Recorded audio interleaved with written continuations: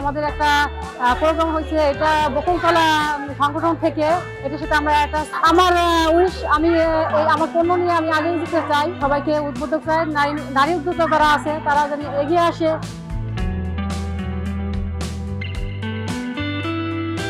আমার স্বপ্ন ছিল আমি যে জায়গাটুকু আমি পাইনি সেইটুকু আমি আমার গ্রামের মেয়েদেরকে, আমার দেশের মেয়েদেরকে আমি দিব, সেই পথটুকু তাদের জন্য তৈরি করে দিব।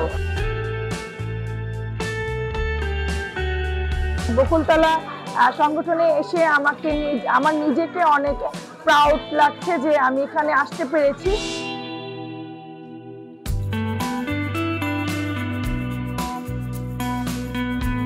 নারী উদ্যোক্তাদের আজকে সমাবেশে এসে নিজকে ধন্য মনে করছি।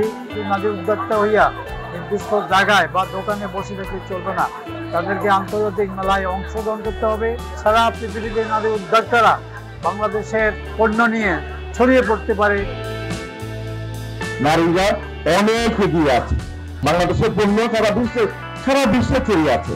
বাংলাদেশের এমন কোনো পণ্য নাই যে আপনি ইউরোপ কান্ট্রি বলেন আর এশিয়ার মধ্যে যেখানে বলবেন না, সব জায়গায় ছড়িয়ে আছে। যখন জায়গায় আপনি একটা খুলে দেখবেন মেড ইন বাংলাদেশ।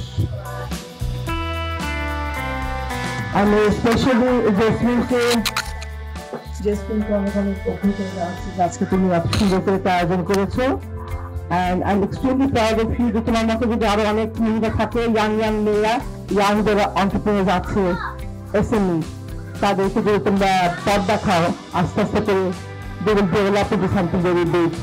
বকুল তো ঝরে গেলে হবে না, বকুল কিছুক্ষণ গাছে থাকতে হবে। তো প্রতিটি মহল্লায় যদি অন্তত একজন করে এরকম নারী উদ্যোক্তা বেরিয়ে আসেন, শিল্পী বেরিয়ে আসেন, তাহলে আমাদের যে ভেষজ যে বিষয়গুলো আছে, ভেষজ যে ঐতিহ্য আছে, আমাদের ঐতিহ্য বাহিনী বলে যেটা বলি, সেটা কিন্তু কদর পারবে।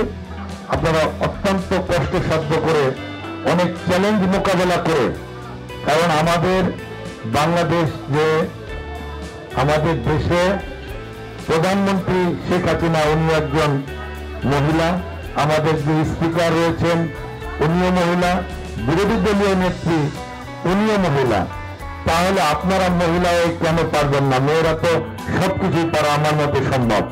আর বকুল একটা ফুলের নাম, বকুল আমার ওয়াইফের নাম। আমি গামছা দিয়ে ও কাজ করে, আমাকে গামছা শাল বানিয়ে দিয়েছে, তা আমি এটা করে এসেছি। তো আমার জন্য দোয়া করবেন সবাই। আমরা প্রতিটা ঘরকে চাই একটা করে ক্ষুদ্র কারখানা হিসেবে গড়ে তুলতে।